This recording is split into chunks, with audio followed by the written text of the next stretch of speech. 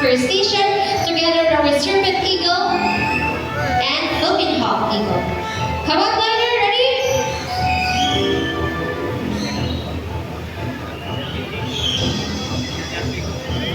May dinadampot siya, ano? So our applause to our Brahmanic Hive named Liner. Now for a second bird of prey, this is in the diurnal type of bird. Now meaning diurnal, they are more active during daytime and they lure hunting mostly at daytime. And with that meaning they lure, handled by Mr. James. Now the lure, or this one will serve as the real food or the real prey because our bird is going to showcase how good he is at catching his food. Now ladies and gentlemen, keep your eyes alert. Her Philippine Hawk Eagle name, Hunter. One. You ready?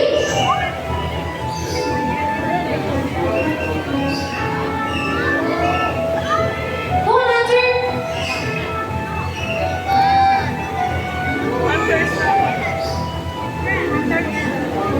Busog!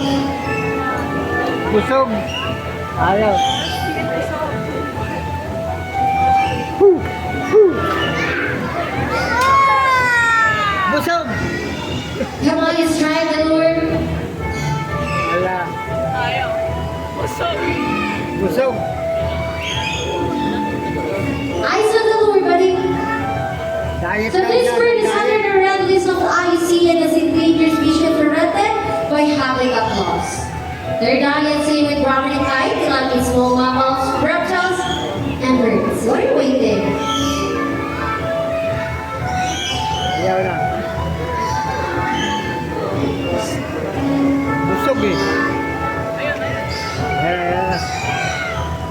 So hawks can be easily distinguished because of their crest or that feather up on their head. Ready?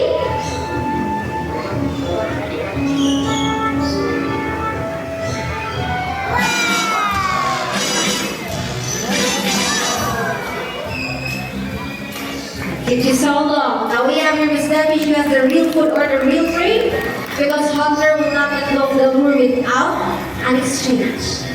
And as you can see, Miss Debbie is wearing the thick gloves for the protection of the short and large talons of the bird. And lastly, Philippine Hawk Eagle, they have a wingspan of 105 to 125 centimeters. Now our applause, our Philippine Hawk Eagle name, Hunter. Now from our medium-sized type of bird, let's proceed to one of the largest bird of prey we have. So again, remain seated, no one will stand up, and don't try to reach out our birds for your own safety, because our bird will fly closer to you. We have our trainer up there, Mr. Irvin. Are we good, sir? Ready. Now, ladies and gentlemen, for the grand finale, keep your heads up high to white bells. The eagle name, Marina.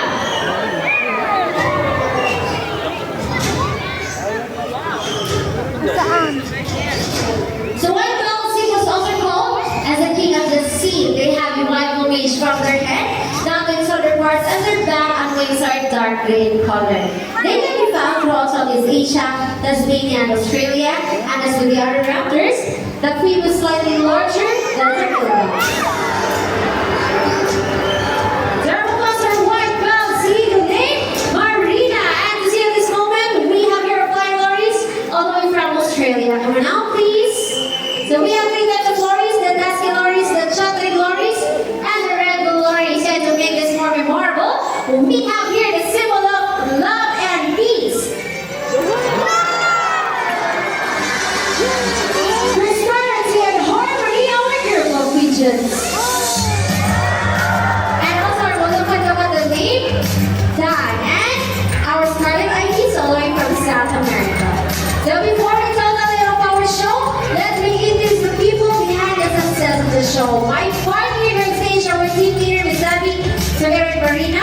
Our bird assistant trainers at the back, Miss Abby, Miss Rachel, Miss Jihan, Mr. James, Mr. Urban, Mr. Ayan, Mr. Rumlik, our Stella, Mr. Ricky, and last but not the least, our professional bird trainer, Mr. Akan, all the way from Singapore. And yours truly, my name is Anne, and I hope you enjoy the show. Thank you, everyone.